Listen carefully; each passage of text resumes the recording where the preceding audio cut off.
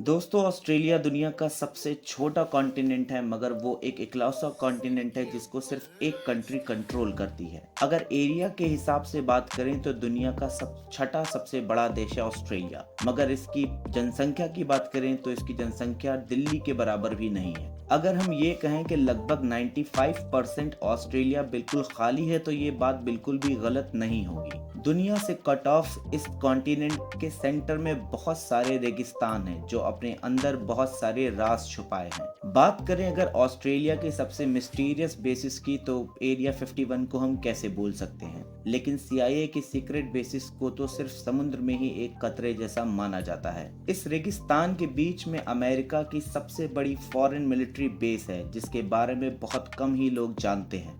ये वही बेस है जहां से अमेरिका पूरी दुनिया पर नजर रखती है, और सिर्फ ये वही है जहां से वो वियतनाम से लेकर अफगानिस्तान और इराक वॉर में भी सब पर नजर रखती थी और बहुत ही बड़ा रोल प्ले की भी थी। पर बात तो ये है कि ये बेस बना कैसे और इसको बनाने का पर्पस क्या था। आइए तो इस वीडियो में हम इसके बारे में पूरी बात करेंगे। तो चलिए शुरू करते हैं हमारा वीडियो।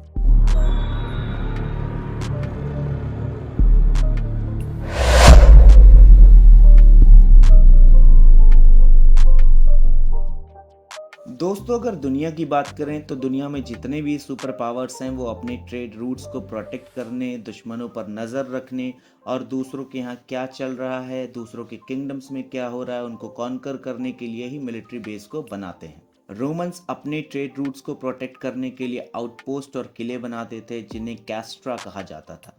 डीक्लासिफाइड एक रिसर्च के मुताबिक 19वीं सदी में ब्रिटिश अंपायर को 42 देशों में 145 मिलिट्री बेसिस थी, जिनकी वजह से उसने पूरी दुनिया का कंट्रोल हासिल किया था और तकरीबन 400 साल तक पूरी दुनिया पर रूल किया था। और अगर आज के दौर पे हम बात करें तो अमेरिका की भी बिल्कुल यही पोजीशन है। ये बेस 1970 में कोल्ड वॉर के दौरान बनाया गया था। अब तकरीबन 800 लोग काम करते हैं। अगर आप ऑस्ट्रेलिया के शहर एलाइस स्प्रिंग से 10 मिनट की ड्राइव पे साउथ वेस्ट में जाएं तो आपको ऐसे वार्निंग साइंस नजर आना शुरू हो जाएंगे, और इन साइंस के आगे एक top secret joint intelligent base है जो अमेरिकन और ऑस्ट्रेलियन गवर्नमेंट मिलकर चलाते हैं, और इसका नाम है पाइन गैप। इस बेस का ऑफिशियल कोड नेम है प्रोजेक्ट रेनफॉल, और इसके पीछे एक बहुत ही मिस्टीरियस स्टोरी है जिसके लिए हमें 1960 में जाना पड़ेगा।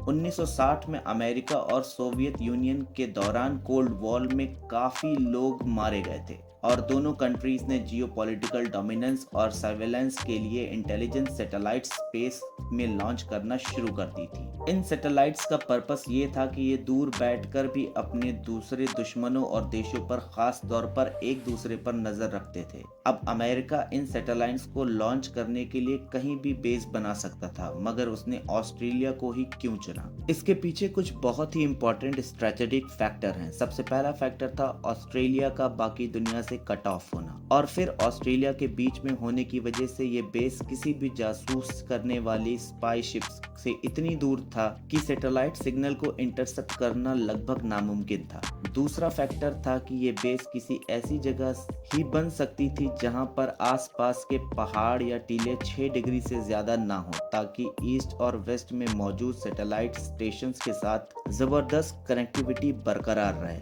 और इसी के थ्रू इंडिया से लेकर चाइना, नॉर्थ कोरिया और रशिया तक की निगरानी करना आसान हो। और इसीलिए इस बेस की लोकेशन बहुत ही स्ट्रेटेजिक डिजाइन था। 1966 में ऑस्ट्रेलियन और अमेरिकन गवर्नमेंट्स ने ज्वाइंट इंटेलिजेंस की ट्रीटी साइन की, और फिर 1970 में ये बेस एस्टेब्लिश हो गई। लेकिन ये बेस सिर्फ एक छोटा सा हिस्सा था एक बहुत बड़े इंटेलिजेंस अलायंस का, जिसका नाम है फाइव आइज। फाइव आइज असल में गोरी चमड़ी वाले 5 देशों के दरमियान एक इंटेलिजेंस शेयरिंग अलायंस है जिसमें अमेरिका, यूके, कनाडा, ऑस्ट्रेलिया और न्यूजीलैंड शामिल है। ये अलायंस वर्ल्ड वॉर 2 के दरमियान शुरू हुआ और फिर 1970 में पाइन गैप के आने के बाद एक जबरदस्त इंटेलिजेंस शेयरिंग मैकेनिज्म बन गया, जिसकी वजह से ये पांचों देश एक दूसरे के साथ टॉप सीक्रेट इंटेलिजेंस शेयर करना शुरू हो गए थे। इस अलायंस की कवरेज अफ्रीका से लेकर मिडिल ईस्ट और फिर अफगानिस्तान, पाकिस्तान, इंडिया, चाइना और रशिया से लेकर नॉर्थ कोरिया तक है। पूरे एशिया, रशिया और नॉर्थ कोरिया की सारी इंटेलिजेंस इसी पाइन गैप बेस के थ्रू होती है। इस टॉप इंटेलिजेंस ने CIA को दुनिया की नंबर 1 स्पाई एजेंसी बनाया है। लेकिन यहीं पर एक बड़ा इंटरेस्टिंग पॉइंट आता है कि पाइन गैप शायद इतनी भी सिक्योर नहीं है और रशियन एजेंसीज की ऑलरेडी इस पर काफी नजरें हैं। इस चीज का पता तब चला जब रशिया ने यूक्रेन पर हमला किया, तो बहुत सारे ऑस्ट्रेलियन डिफेंस एक्सपर्ट्स ने वार्निंग दी कि पाइन गैप पर न्यूक्लियर अटैक किया जा सकता है, क्योंकि चाइना और रशिया इस बेस पर